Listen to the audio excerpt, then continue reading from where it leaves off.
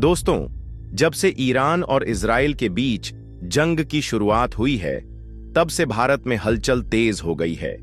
क्योंकि यह कोई मामूली जंग नहीं बल्कि वो टकराव है जो सीधे सीधे भारत की तेल सुरक्षा, उसकी इकोनॉमी और यहां तक कि रणनीतिक संतुलन तक को हिला सकता है। ईरान, जो कि दुनिया भर में कच्चे तेल का सबसे बड़ा निर्यातक है, अब खुद एक युद्ध के मोर्चे पर खड़ा है। और जैसे ही उसके और इजराइल के बीच जंग भड़की, भारत के माथे पर शिकन गहराने लगी, क्योंकि भारत की ऑनेल सिक्योरिटी पूरी तरह इसी इलाके पर निर्भर करती है। और अब यह साफ इशारा कर रही है कि इस जंग के चलते भारत की तेल सुरक्षा खतरे में पड़ चुकी है। क्योंकि अगर यह युद्ध और ज्यादा उग्र होता है तो तेल का आयात रुक सकता है, दाम आसमान छू सकते हैं और आम आदमी की जेब तक इसका असर पहुंच सकता है। अब आप सोचिए, एक ऐसा युद्ध जो भारत से 3000 किलोमीटर दूर लड़ा जा रहा है, वह अगर और उग्र रूप लेता है तो क्या भारत को इससे फर्क पड़ेगा? तो चलिए इस वीडियो में जानते हैं।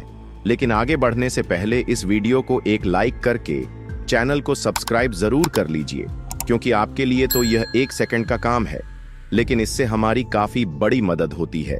असल में मिडिल ईस्ट में चल रहा यह संघर्ष भारत के लिए सिर्फ एक जियोपॉलिटिकल मामला नहीं, बल्कि एक सीधा आर्थिक और सामरिक संकट है जो भारत की सुरक्षा और अर्थव्यवस्था दोनों को बुरी तरह झोड़ सकता है। और अब जो सबसे चौंकाने वाली बात है वो यह है कि ईरान को जैसे ही पता चला कि उनकी इस जंग की वजह से भारत की ऑयल सप्लाई पर असर पड़ रहा है, तो उन्होंने यह इशारा देना शुरू कर दिया कि क्यों ना भारत को भी इस युद्ध का हिस्सा बना लिया जाए। अब आप सोचिए, यह सिर्फ इशारा है या सीधी चुनौती? और इसी बीच भारत ने जो कदम उठाया है उसने सबका ध्यान खींचा है, क्योंकि भारत ने अपनी नौसेना के 3 युद्धपोत सीधे ईरान के बंदरगाह की ओर रवाना कर दिए हैं, जिससे संकेत साफ है कि भारत अब सिर्फ देख नहीं रहा, बल्कि जंग के इस मोर्चे पर एक्टिव मूड में आ चुका है। अब खाड़ी युद्ध में भारत की एंट्री पक्की हो चुकी है, क्योंकि जब कोई देश अपने 3 युद्धपोत भेजता है तो यह कोई सामान्य कदम नहीं होता। यह संकेत होता है कि देश अब मौन नहीं बल्कि मजबूती से मैदान में उतरने की तैयारी में है। दरअसल पिछले 1 साल से इजराइल मिडिल ईस्ट में फिलिस्तीन के खिलाफ जंग लड़ रहा है, और इसी दौरान ईरान गाजा से लेकर लेबनान तक की उग्रवादी संगठनों को ट्रक भर भर कर हथियार सप्लाई कर रहा था, जिससे वह इस युद्ध का एक अहम हिस्सा बन चुका था।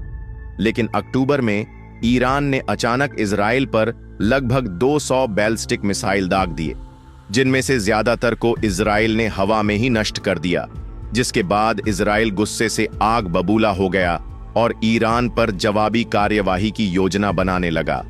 लेकिन तभी ईरान भारत को भी इस जंग में घसीटने की कोशिश कर रहा है, और स्थिति की गंभीरता को देखते हुए भारत ने सीधे नहीं तो परोक्ष रूप से ही सही अपने कदम बढ़ाने शुरू कर दिए हैं।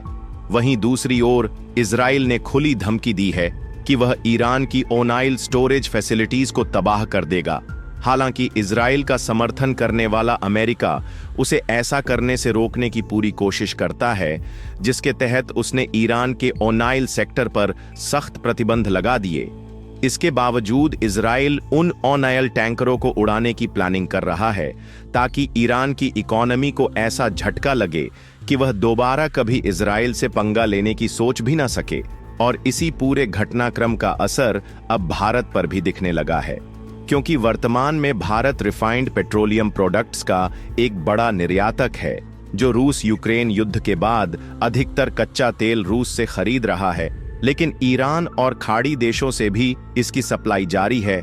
ऐसे में अगर ईरान की ऑनेल फैसिलिटीज पर हमला होता है तो इसका सीधा असर भारत के आयात निर्यात पर पड़ेगा, क्योंकि भारत न केवल अपनी जरूरतें पूरी करता है बल्कि कई पड़ोसी देशों को भी सस्ती दरों पर पेट्रोल डीजल की सप्लाई करता है। अगर इजराइल के द्वारा ईरान के ऑयल टैंकरों को तबाह कर दिया जाता है तो ग्लोबल मार्केट में कच्चे तेल की कीमतें आसमान छूने लगेगी, जिससे भारत को मजबूरन महंगे दामों में क्रूड ऑनेल खरीदना पड़ेगा, और इसका सीधा असर भारत के ट्रांसपोर्टेशन सिस्टम पर पड़ेगा। साथ ही साथ भारत के रिफाइनरी बिजनेस को भी एक बड़ी चुनौती का सामना करना पड़ सकता है।